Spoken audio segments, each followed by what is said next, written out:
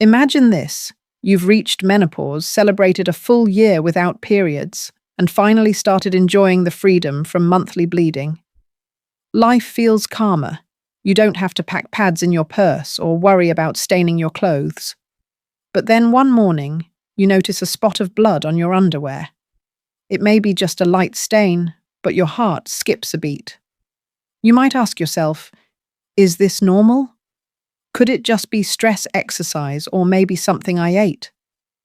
The truth is, after menopause, any bleeding is a red flag.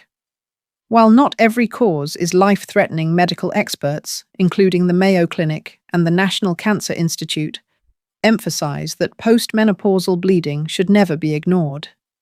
It's your body's way of signaling that something deeper may be happening, and paying attention early could protect your long-term health and in some cases, even save your life. Hello, I'm Dr. Lisa Perriera. For more than 30 years, I've walked alongside women like you, helping them navigate every stage of life, from the unpredictable changes of perimenopause to the quieter years after menopause. Over those decades, I've seen too many women delay talking to their doctors because they assumed bleeding after menopause was just part of aging. Some waited weeks, months, even years, only to later learn the bleeding was linked to something serious like uterine cancer. My mission is to help you avoid that delay. In today's video, we're going to uncover the truth about postmenopausal bleeding, why it happens, when to worry, and what steps you can take to protect yourself. I'll share real patient stories, medical facts, backed by trusted sources like the American College of Obstetricians and Gynecologists, and clear next steps you can follow if you ever face this situation. Before we dive deeper, I want to personally invite you to subscribe to this channel, Elder Care Wellness, where we bring you compassionate, evidence-based advice designed especially for women over 50. Every week, we share guidance that empowers you to take charge of your health, body, and future. If you've ever experienced unexpected bleeding, or if you have a close friend or sister who has, I encourage you to comment below and share your story. Your voice matters. When women speak openly about symptoms like this, it breaks the silence and helps others realize they're not alone. Sometimes a single shared experience in the comments inspires another woman to call her doctor sooner. Together, we can create a supportive community where knowledge, encouragement, and health go hand in hand. So hit that subscribe button and be part of this growing circle of strength. Now let's begin with the most important fact: bleeding after menopause is never considered normal. By medical definition, menopause means you've gone 12 consecutive months without a menstrual period. That milestone signals your ovaries have stopped releasing eggs and producing the levels of estrogen and progesterone that once triggered monthly bleeding. From that point forward, your reproductive system is essentially at rest. So if blood shows up again, whether it's a faint pink streak, light spotting, or bleeding that resembles a period, it is not your body returning to business as usual. Instead, it's a warning flag. According to the Mayo Clinic, even the smallest amount of postmenopausal bleeding requires evaluation. Ignoring it is like seeing smoke in your kitchen and assuming there's no fire. Most of the time, there may be a harmless explanation, but until a doctor investigates, you won't know for sure. Of course not, every cause of postmenopausal bleeding is cancer. Sometimes the reasons are much more benign, but still important to diagnose and treat. For example, many women develop vaginal atrophy, also called atrophic vaginitis. When estrogen levels drop after menopause, the vaginal walls become thinner, drier, and more fragile. Even gentle activities like walking exercise or intimacy can cause tiny tears that lead to light bleeding or spotting. Another common reason is the growth of polyps, which are small, usually non-cancerous tissue growths in the cervix or uterus. These can cause irregular bleeding or spotting, especially after intercourse. Certain medications, such as blood thinners, can also make bleeding more likely. While these causes may not sound alarming, they still deserve attention because they can affect your comfort, your relationships, and your peace of mind. The key takeaway is this: only a doctor can determine whether your bleeding is harmless or a sign of something more serious. But here's where we need to pause and take a serious look. In some cases, postmenopausal bleeding is the earliest and sometimes the only symptom of conditions like endometrial cancer or cancer of the uterus. According to the American Cancer Society, about 9 out of 10 women diagnosed with endometrial cancer experienced bleeding after menopause as their first warning sign. That means this symptom is not one to dismiss or delay. Early detection makes a life-changing difference. When found, early endometrial cancer is highly treatable, with survival rates much higher than when diagnosed late. And it's not just cancer. Other dangerous conditions like endometrial hyperplasia, which is an abnormal thickening of the uterine lining, can also trigger bleeding and may eventually lead to malignancy if untreated. This is why doctors emphasize, even if the bleeding seems light or temporary, your safest choice is always to schedule a medical evaluation promptly. So let's recap this first key point together. Any bleeding after menopause is not normal, and it is always worth a conversation with your doctor. Sometimes the cause is mild, like dryness or polyps, but other times it may be an early red flag for something much more dangerous, like cancer. In the next part of this video, we'll dive deeper into the specific medical evaluations your doctor may recommend, such as ultrasounds, biopsies, and exams, so you'll know exactly what to expect and won't feel left in the dark. Remember, knowledge is power.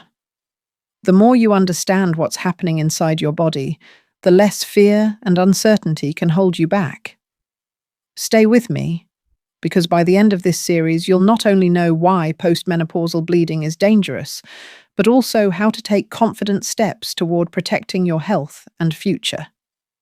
When you first experience bleeding after menopause and schedule an appointment, your doctor will begin with a detailed medical history. They'll ask about when the bleeding started, how much blood you noticed, and whether it was a one-time event or has happened more than once. They may also ask about any medications you're taking, especially hormone therapy or blood thinners, since these can sometimes influence bleeding. It's natural to feel nervous when these questions come up. But remember, your doctor isn't just collecting information. Every detail helps them narrow down the possible causes. Think of it like a detective carefully piecing together clues. The more openly you share, the faster they can get to the truth and guide you toward the right solution. After your history, a pelvic exam is usually the first step. This is a physical check that allows your gynecologist to examine your cervix, vagina, and uterus. Many women worry the exam will be uncomfortable, but it's generally quick and straightforward. During this check, your doctor looks for visible causes of bleeding, such as polyps, irritation, or signs of thinning tissue. They may also check your abdomen to feel the size and shape of your uterus. While it can feel awkward, try to remember that this is simply a medical process designed to protect your health. Just as you wouldn't skip a heart checkup if you had chest pain, this exam is your body's way of asking for attention. Depending on what your doctor sees, they may recommend an ultrasound, often performed with a small probe inserted into the vagina. This is called a transvaginal ultrasound, and it gives a clear picture of your uterus and the thickness of the endometrial lining. In postmenopausal women, a thin uterine lining is generally a reassuring sign, while a thicker lining may raise concern for conditions such as endometrial hyperplasia or cancer. The good news is that ultrasound is painless and safe. It's like shining a flashlight inside your body, giving your doctor valuable insight without surgery or discomfort. If you've ever had an ultrasound during pregnancy, or for another reason, you'll find the process familiar and not intimidating. Sometimes imaging alone isn't enough to give answers. If the ultrasound suggests abnormalities, your doctor may order an endometrial biopsy. This means gently removing a small sample of tissue from the uterine lining so it can be studied under a microscope. Many women worry about pain during this procedure, but most describe it as brief cramping that passes quickly, similar to menstrual cramps. And while the idea of a biopsy can sound scary, it is often the most powerful tool for finding the truth. If there are cancerous or precancerous cells, this test will usually find them. According to the American Cancer Society, detecting these changes early dramatically improves outcomes, which is why doctors recommend it, even for small amounts of unexplained bleeding. For some women, additional procedures may be necessary, such as hysteroscopy, where a tiny camera is used to look directly inside the uterus. This allows doctors to see polyps, fibroids, or other growths that may not appear clearly on imaging.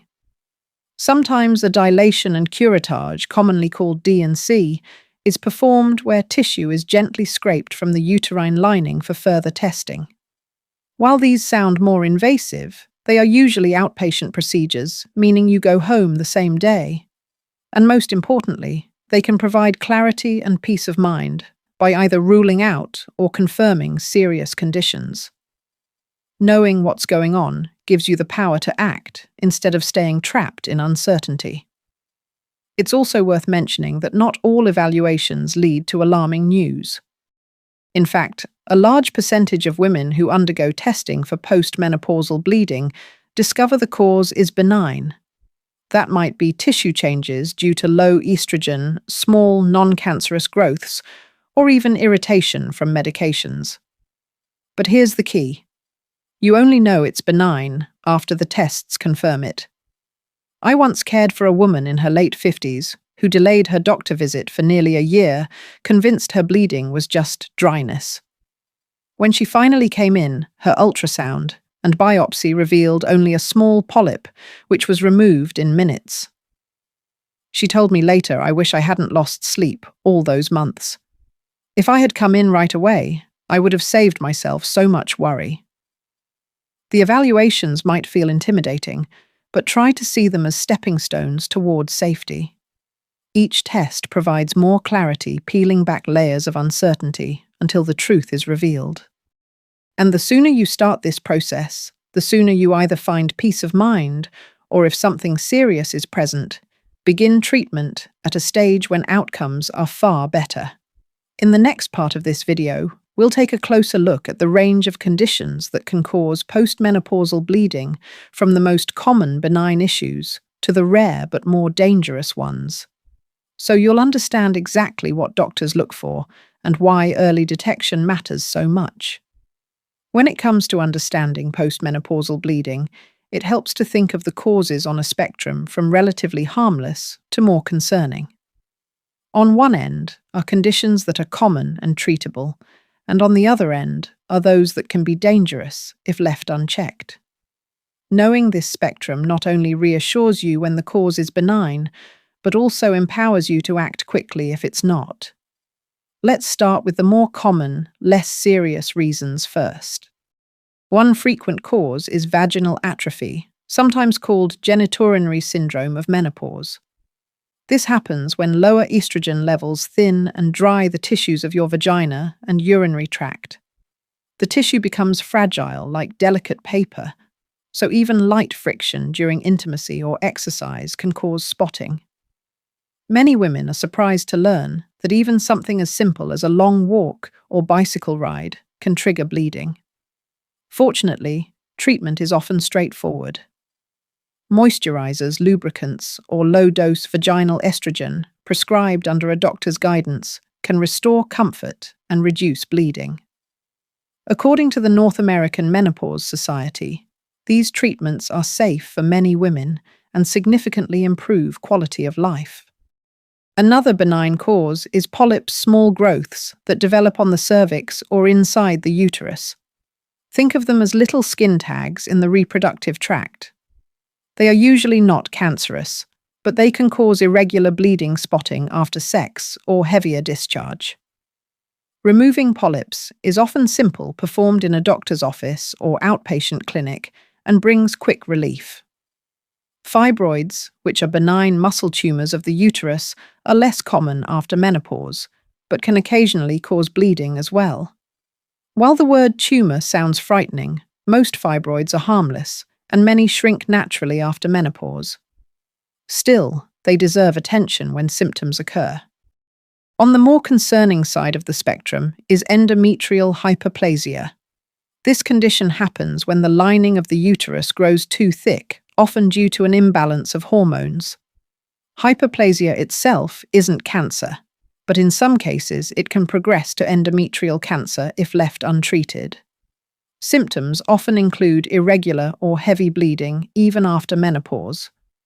The good news is that when caught early, hyperplasia can be managed with medications such as progesterone therapy or minor procedures to remove abnormal tissue. This is why doctors recommend evaluation as soon as bleeding starts, because early intervention can stop the process before it becomes more serious. And then there is endometrial cancer, the most serious concern when it comes to postmenopausal bleeding. According to the American Cancer Society, about 90% of women diagnosed with this cancer experienced bleeding after menopause. That makes it the single most important symptom not to ignore. The encouraging part is that endometrial cancer, when diagnosed early, is often highly treatable with survival rates well above 80%. Treatments may include surgery, radiation, or medication, depending on the stage, but outcomes are far better when it is found early. This is the reason doctors emphasize even a little spotting matters. It can be your first and only warning sign. There are also less common, but still important causes, such as certain infections, trauma to the vaginal tissues, or side effects of medications like hormone therapy or blood thinners. In rare cases, cancers of the cervix, ovaries, or vagina may be discovered through the symptom of bleeding. While these are less frequent, they highlight why no postmenopausal bleeding should ever be dismissed. Every possibility needs to be carefully checked, so nothing is overlooked. I once cared for a woman in her early 60s who noticed a streak of blood after her morning walk.